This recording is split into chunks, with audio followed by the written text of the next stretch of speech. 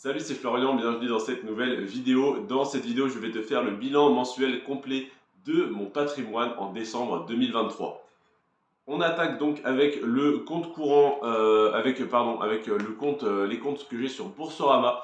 Donc sur Boursorama, j'ai un compte courant, j'ai mon PEA et j'ai également une assurance vie et quelques petits comptes sur lesquels il n'y a quasiment rien que je dois clôturer. Donc sur Boursorama, il y a également un compte joint que j'ai avec ma maman. Je ne compte pas cet argent parce que ce n'est pas de l'argent à moi, c'est de l'argent en commun, on va dire, qu'on utilisait pour gérer un bien immobilier. Donc sur Boursorama, sans ce compte courant joint que je ne compte pas, je suis à 4 680 euros. Donc déjà sur ces 4 680 euros, il y a 3 000 et quelques euros, 3 100, 3 200 euros sur le PEA et quelques petites miettes par-ci par-là sur une assurance vie et un compte courant. Ensuite, donc 4 680 sur Boursorama, 8 266 euros sur Trade Republic. Donc Trade Republic, c'est mon titre sur lequel j'ai donc 50 actions et 2 crypto-monnaies. Donc je t'ai pas parlé dans la vidéo de dimanche dernier où je te parlais de mon compte titre, je t'ai pas parlé des crypto-monnaies que j'avais dessus, mais j'ai 150 euros en Bitcoin et 150 euros en Ethereum. Donc voilà, alors j'ai investi 150 euros en Bitcoin, 150 euros en Ethereum. J'ai plus évidemment parce que c'est monté, mais voilà. Donc Trade Republic 8266 euros. Crédit Mutuel 1113 euros. Donc c'est une banque dans laquelle j'ai fait un prêt immobilier pour d'ailleurs l'appartement dans lequel je suis en train de te tourner cette vidéo, que je loue en Airbnb et que je prête à mes amis et à mes proches.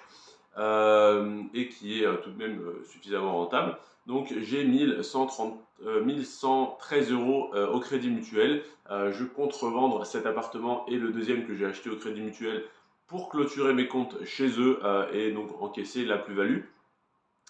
Et le Crédit Agricole, au Crédit Agricole, j'ai 10 310 euros.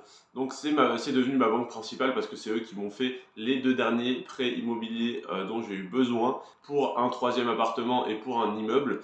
Donc je leur suis maintenant fidèle et je mets tout mon argent chez eux sur un LEP, sur un livret jeune et sur là je vais commencer à remplir un LDDS. Ensuite, j'ai ma voiture que j'estime, en tout cas que j'ai acheté 12 000 euros, donc je compte 12 000 euros dans mon patrimoine. Le jour où je la revends, si c'est 10 000, si c'est 8 000, tant pis, j'encaisserai une moins-value sur le moment. Oui, ça n'est pas un actif, c'est même un passif, mais je l'ai payé 8 000 euros parce que j'ai eu la prime à la conversion, donc je la revendrai probablement plus de 8 000 euros. Donc voilà, je la compte dans mon patrimoine, et puis tant pis si ça me fait une moins-value au moment où je ne la compterai plus. Mais en tout cas, je considère que c'est de l'argent qui est placé dans cette voiture. Si je la cartonne ou si je la revends, eh bien, ça déduira de la valeur de mon patrimoine. Mais tant pis, je préfère quand même être réaliste et la compter que dire non, allez, je compte qu'elle vaut zéro et le jour où je la revends, si je prends un billet, j'aurais gagné ça. Non, je préfère quand même la valoriser à la valeur dont qu'elle vaut, et enfin à laquelle je l'ai acheté en tout cas il y a maintenant 6 mois. Ensuite, eh bien, le dernier pilier, donc, c'est l'immobilier, ou plutôt le capital amorti en immobilier, parce que donc, sur les 3 prêts que j'ai réalisés, je rembourse du capital tous les mois. Donc, alors, tous les mois depuis 4-5 mois, parce que donc, depuis juin, pour l'appart dans lequel je suis et celui d'à côté, donc que j'ai acheté ensemble, et depuis très peu de temps, parce que ça ne fait que 2-3 mois que je suis propriétaire du troisième appartement et de mon immeuble, mais on a déjà quelques centaines d'euros de capital amorti. Donc sur cet appartement et celui d'à côté, j'ai déjà 834 euros de capital amorti, 127 euros sur le troisième appartement et 429 euros sur l'immeuble, donc pour lequel je n'ai payé qu'une mensualité pour l'instant. Ce qui fait donc 1390 euros de capital amorti jusqu'à présent, et donc un total, si on prend l'argent que j'ai donc sur Boursorama, plus Trade Republic, plus Crédit Mutuel, plus Crédit Agricole, plus ma voiture, plus le capital amorti de mes prêts immobiliers, un total de 37 759 euros. Alors, ça te paraît peut-être beaucoup, peut-être pas beaucoup. Alors, j'ai 21 ans, hein, voilà, 22 l'année prochaine, donc je suis à mes 21 ans et demi, pour être précis. Ça fait un total donc de 37 759 euros de patrimoine, vraiment au total en ayant tout compté. Je compte pas mon ordi, je compte pas mon téléphone, voilà, hein, je compte pas le mobilier, je compte pas mon lit, etc.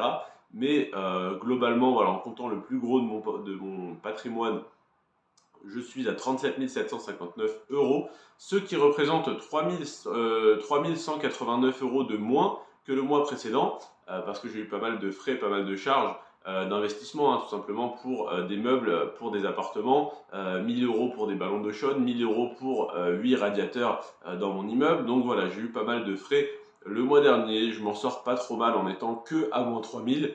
Mais donc on n'atteindra évidemment pas l'objectif de fin 2023 que je m'étais fixé, hein, je reste honnête avec toi, je continue de te le partager, qui était de 65 000 euros de patrimoine. Et donc on sera à 37 000 ou voilà, avec les quelques salaires que je vais recevoir d'ici la fin de l'année à 40 000 vraiment fin décembre. Parce que je te tourne cette vidéo le 3 décembre, donc elle sortira aux alentours de Noël, mais ça sera voilà, on aura un petit peu évolué d'ici là et je te ferai le vrai bilan mensuel sûrement la semaine prochaine, où là je te le tournerai dans les derniers jours de décembre, voire je te le sortirai peut-être le 1er janvier pour marquer le coup, mais je te le tournerai sûrement le 31 parce que je ferai ce bilan financier le 31, pas au soir, mais voilà, dans la fin d'après-midi. Donc on sera aux alentours des 40 000 euros, soit 25 000 euros en dessous de mon objectif, et c'est pour ça que je te ferai cette vidéo avec tous les chiffres sous les yeux, parce que oui, j'aurais pu atteindre, si je n'avais pas acheté le troisième appartement et mon immeuble, j'aurais très largement atteint les 65 000 euros de patrimoine donc net, donc c'est-à-dire 25 000, 30 000 euros presque de plus que ce que j'ai aujourd'hui. Pourquoi? Eh bien tout simplement parce que j'ai payé plus de 30 000 euros de frais de notaire pour le total donc des 7 appartements que j'ai achetés. J'en suis très content, très satisfait. Je suis déjà très content d'avoir pu le faire, d'avoir eu la capacité financière et le courage, pour rester poli, de le faire. Donc je suis très content de ça, même si je suis bien en dessous de mon objectif en termes de chiffres, en termes de patrimoine net, en termes de patrimoine global, avec donc tous ces biens immobiliers qui me rapportent des loyers tous les mois, qui me rapportent d'ailleurs 2 960 euros de loyer par mois. Donc sur ça, il va y avoir à peu près 1 500 euros de capital amorti tous les mois. Donc c'est une excellente nouvelle, plutôt 1 000 euros de capital amorti pour 1 500 euros de crédit à rembourser par mois. Donc c'est une très très bonne nouvelle. Je te remercie en tout cas d'être resté jusqu'à la fin de cette vidéo, et on se retrouve vraiment dans les derniers jours de décembre ou début janvier. Je te sortirai probablement début janvier pour pas sortir ça le 23, le 31 au soir. Tu auras autre chose à faire et je l'espère. Un bilan définitif de l'année 2023 et les objectifs pour l'année 2024. Je te remercie d'avoir regardé cette vidéo jusqu'à la fin. C'était Florian. Sur ce, prends soin de toi et de tes finances. Passe de bonnes fêtes de fin d'année et à bientôt. À dans quelques jours ou à l'année prochaine. Ciao.